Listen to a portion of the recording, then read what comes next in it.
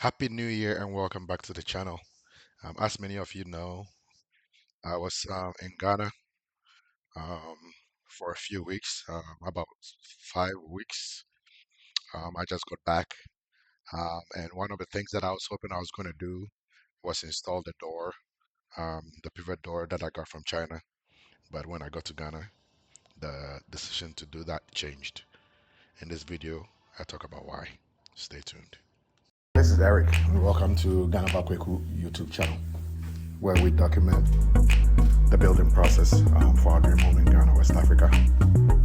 We hope that you find the content we share helpful, encouraging, and hopefully educating as well. Welcome once again to the channel. Happy New Year to you. Happy New Year to everyone. 2023 was a tough year for a lot of people. We all know the economy and everything. I'm praying that 2024 is much better than 2023 was for all of us. Hopefully, um, I get more, you know, of you subscribe to the channel. That's my prayer for this year. Thank you for the 740 subscribers who always come back and watch the things that we do here. But I hope that we can get more people to subscribe to our channel so we can grow what we're learning and sharing it to more people. All right, let's get into it. Why am I showing you this building? So when I went to Ghana, so the first week, I ended up working a couple of weeks from Ghana. The beauty of what I do for work is I can work from practically anywhere. My company hasn't blacklisted. Ghana, luckily for me, is one of the places I can work from.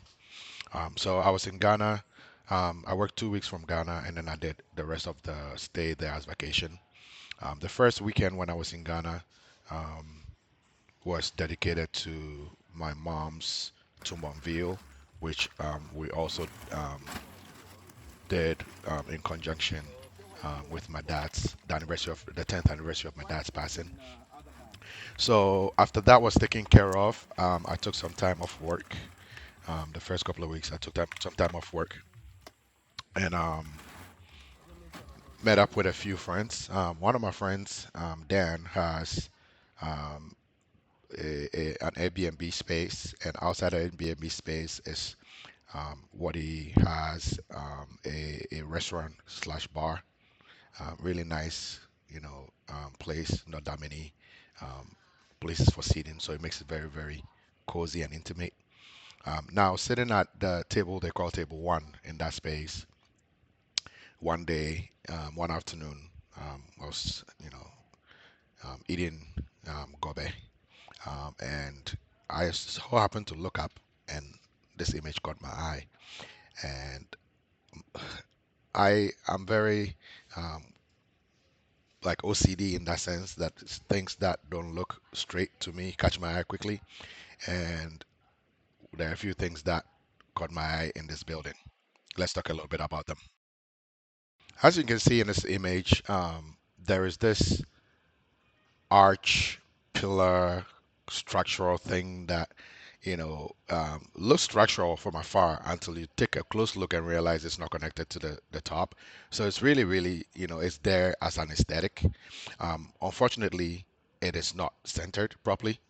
It's closer to the left window than it is the right. To me, it doesn't even belong in the space. And then to know that they put it in such a way that it did not fit into the space makes it even more an eyesore. And the question I asked myself was, was this part of the original design? And from the look of it, it didn't look like it was. After some inquiries, my friend Dan told me that the original person who built the house sold it, and this person who bought it decided to put this design in the place. What you know, made them decide to do that, I don't know. Um, and the other thing that also made me you know, look at this building a little more was the fact that the air conditioner that they have on the left side, as you can see in this image, is front facing. It's facing the front of the property, and they could have done a better job, one, at placing it where they placed it, or two, not placing it at all.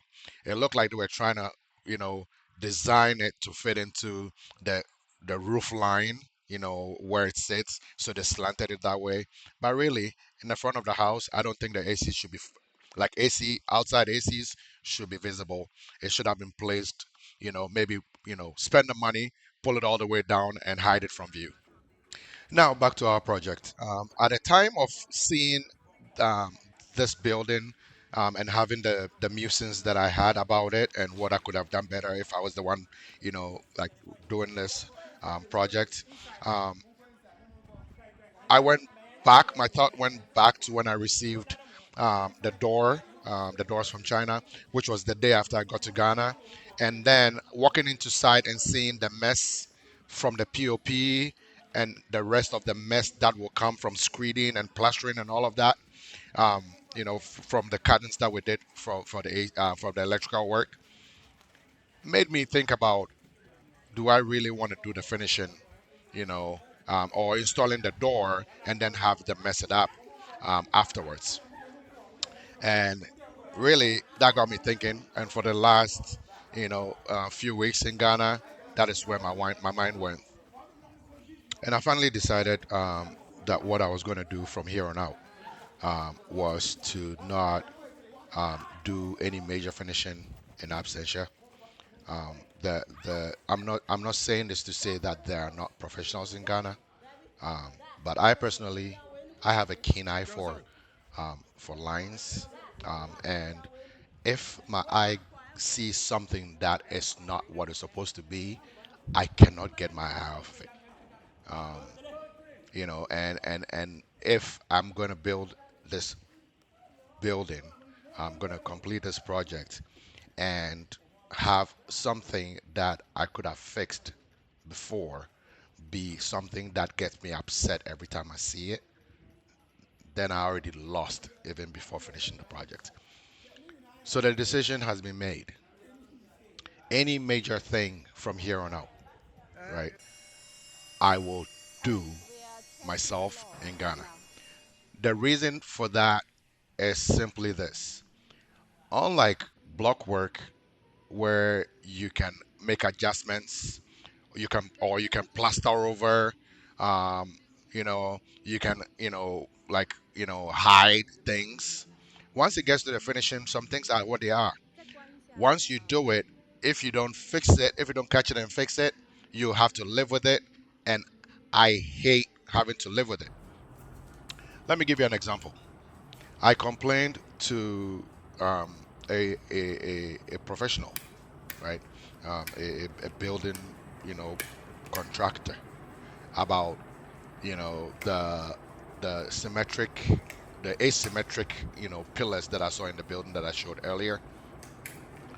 And his reaction to my frustration over that was, and I quote, Eric, you worry about stuff like that. For most of us, we just want a place to lay our head. And to me, that was damning, right? If the lead, right, of your project has this mindset, what do you think the people who he hires would have a mindset? What would their mindset be, right? There are little things that happen in Ghana, and more often than not, they tell you, "Oh, and she," right? Translating to, it's okay, live with it, right? And there are things that I cannot live with.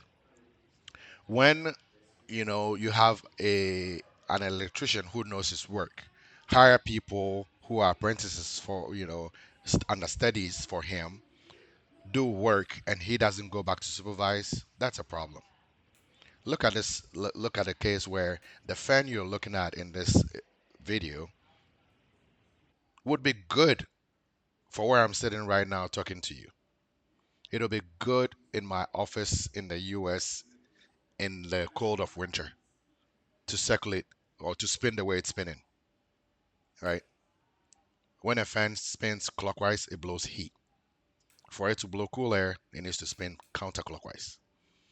The people did the work, and probably all the apprentice thought about was, oh, it's spinning, right? And then to make it worse, as you can see in this image, as I regulate the speed of the fan, the LED lights change. Those two should not be connected to each other.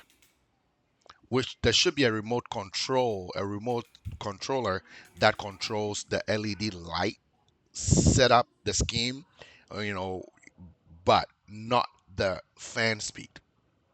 Little things like this bother me, and because of that, I will do all I can to make sure that from here on out, I can be in Ghana for any major finishing that needs to be done. And the big things that I look at in the next phase are installing the doors, installing windows, and doing the flooring. And how I figure that out, I don't know. I'm open to suggestions. I'm open to us, talking some more about how do we do these things so that we don't always have to outsource things. How do we get to a place where there is good enough, affordable labor and expertise in Ghana that we don't need to look over their shoulders every time they're working? My observation is this: most artisans in Ghana do the work well to like the 75th percentile of the project. And at that moment, once they hit that 75%, their mind switches to the next job. And to me, that's a problem. If I take your work, I'm committed to it, and I need to be committed to it until it's 100% done. Until it's 100% done and you approve of it, my mind should not switch to someone else's work. We have a long way to go, but I believe voices like mine and voices like others in this space, especially our YouTube colleagues who have bridged from being just builders of their projects to being project managers and construction companies. Shout out to people like, Bright and Clara, um, Prince and Nikki, um, Forever Home, anyone who's made this a profession, right? If you can do this well, so that the rest of us who do not want to be in Ghana all the time can trust that you will do the work and not let us break the bank for it, we'll support you. I believe I'm not the only person who will say this. And I believe the best way to do business in the space that we are in Ghana is to not go cheap, but to deliver 110% under the market value. And I say under the market value, not to say that you make a loss, but you can do that and make amazing profit, because most of the things that people are paying for in Ghana when it comes to services and when it comes to materials, they are outrageous. There is no reason why someone should buy an automatic voltage regulator in Ghana for 1,700 US dollars. But then a subscriber tells me or comments on one of my videos that they were able to get the same product outsourced, bought and shipped for almost a fourth of that price. Let's think about this. If you are in this space wanting to do business here, my advice to you is don't use the prices in Ghana. Make profit, but make reasonable profit. You'll probably end up stealing the lion's share of the market. Until next time, thank you for being part of this family. Once again, Happy New Year to everyone. I pray that by this time next year, your project, if you haven't started, has already kicked off. And for those who have started, buckle up. It's a fun ride. It gets annoying sometimes, but if your mission is to finish it, you will. You have everything in you to finish any project you start. I trust that. If you have to redo size, plan ideas before you dig the first hole, do that. I pray for all of us all, and I pray for success for our channel. and for everyone who watches us. Happy New Year.